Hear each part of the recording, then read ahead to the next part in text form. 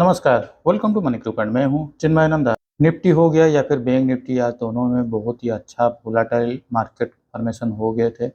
पिछले 3 दिनों से मार्केट ने 22,800 से लेकर 22,300 तक का एक 500 का करेक्शन देने के बाद आज एक वोलेटाइल मार्केट फॉर्मेशन हो चुका है। लेकिन इस वोलेटाइल मार्केट में भी मार्केट ने आज निफ्टी का जो सपोर्ट लेवल था 22,200 उसको नीचे की ओर से तोड़ भी चुका है और वहाँ से लगभग सपोर्ट लेके ही 2 बार मार्केट ने फिर से ऊपर की ओर से ट्रैवल करना शुरू कर दिया है। चलिए देख लेते हैं आगे जाके क्या हो सकता है। कल निफ्टी का वीकली एक्सपायरी है और मार्केट में थोड़ा वोलेटिलिटी और फॉर्मेशन होने वाला है या फिर एक साइडवेज मार्केट में जाएगा, ये हमको अभी देखना बाकी है। क्योंकि पिछले 3 दिनों के एक ट्रेंडिंग मार्केट होने के बाद वोलेटाइल मार्केट फॉर्मेशन हो चुका है, तो अभी एक बारी है साइडवेज मार्केट का।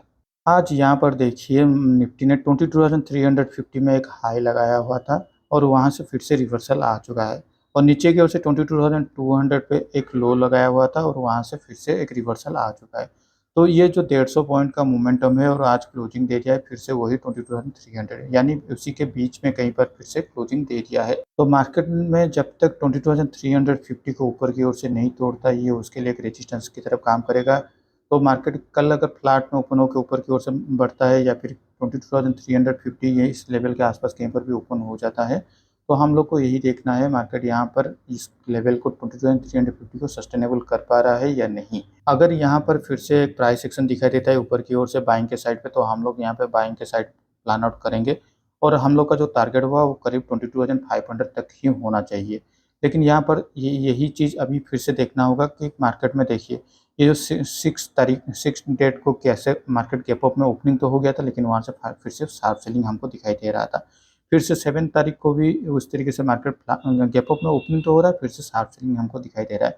तो 5 मिनट चार्ट फ्रेम के अलावा अगर हम इसको अभी फिलहाल के लिए 15 मिनट चार्ट फ्रेम में अगर कन्वर्ट कर लेते हैं, तो ही जाके हम लोग को थोड़ा डायरेक्शन के बारे में पता चलता है। तो इसीलिए कोई भी अगर प्राइस एक्शन आपको 5 मिनट्स में दिखाई देता है तो थोड़ा इंतजार कीजिए ये 15 मिनट्स में भी ये इसी को फॉलो कर रहा है या नहीं। भले ही 15 मिनट चार्ट पे अगर आप स्विच अप करते हैं तो 2-3 ट्रेड आपसे चूक जाए, लेकिन हाँ स्टॉप लॉस थोड़ा कम ही लगेगा, मेरा ऐसे मानना है। लेकिन फिर से मार्केट अगर फ्लैट में ओपन होकर नीचे की ओर से आता है या फिर ये जो लेवल है 22,250 ये सारे लेवल के आसपास कहीं पर भी ओपन हो जाता है, तो मेरा यही मानना है कि मार्केट यहाँ से थोड़ा फिर से सेलिंग दिख सकता है, क्योंकि रिसेंटली टाइम पे अभी फ़िलहाल उसका पास्ट में अभी करेक्शन मोड पे चल रहा है।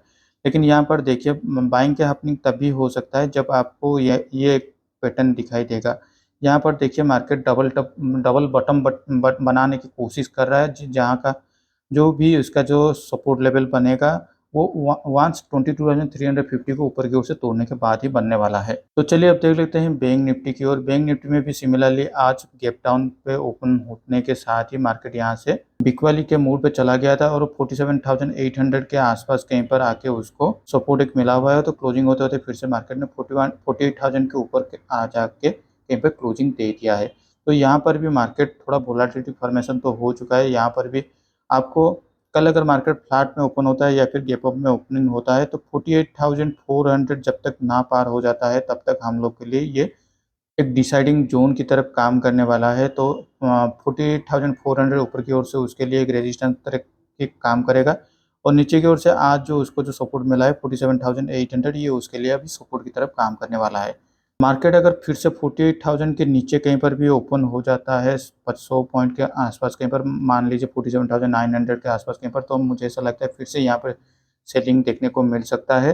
लेकिन मार्केट अगर स्लो एंड स्टेडीली 48,200 के आसपास कहीं पर ओपन होकर यहाँ पर कंसोलिडेट होकर ऊपर की ओर से चलता है तो 48,400 पे उसको एक रेजिस्टेंस देखने को मिलेगा। अगर वहाँ पर कल मार्केट क्लोजिंग दे देता है तो यहाँ पर फिर से हम लोग बाइंग के लिए प्लान आउट कर सकते हैं। तो चलिए अब देख लेते हैं मेरा पोजीशन की ओर। जो भी कैरी फॉरवर्ड पोजीशन था या फिर आज मैंने इंटरडे में भी कोई पोजीशन ले लिया था, ये सबका जो भी मेरा जो आज लॉस हुआ है वो करीब नेट टू नेट में मेरा 1500 रुपये के आसपास मैंने लॉस बुक किया हुआ हूँ, जो कि ब्रोकरेज सारे मिलाकर करीब 1700 से 1800 रुपये तक भी जा सकता है। देखिए मेरा वीकली एक्सपायरी का 22,300 का कॉल एंड पुट ऑप्शन का हेज पोजीशन था, जो कि 22,000 जब ये 22,200 को नीचे तोड़ दिया था तो मैंने उससे निकाल दिया था और वहाँ से करीब मुझे फिर से एक मार्जिनली प्रॉफिट के साथ निकला था। लेकिन उसके बाद मैंने फिर से और एक पोजीशन ले लिया था 22,400 कॉल ऑप्शन के साथ 22,200 पुट ऑप्शन को।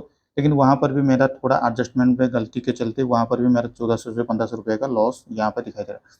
मैं आज क्लोजिंग होते-होते मार्केट पे ये जो 22,000 वीकली एक्सपायरी का 22,100 पुट ऑप्शन के साथ 22,500 का कॉल ऑप्शन को मैंने कैरी फॉरवर्ड कर रहा हूँ। तो उसके साथ मैंने मंथली एक्सपायरी का 22,300 कॉल ऑप्शन के साथ 22,300 पुट ऑप्शन को भी मैं अभी कैरी फॉरवर्ड कर रहा हूँ। ये 2 पोजीशन लेने के पीछे का लॉजिक यही है कि ये जो मंथली एक्सपायरी है यहाँ पर मुझे अभी प्रीमियम डीके का थोड़ा बेनिफिट मुझे यहाँ पर चाहिए।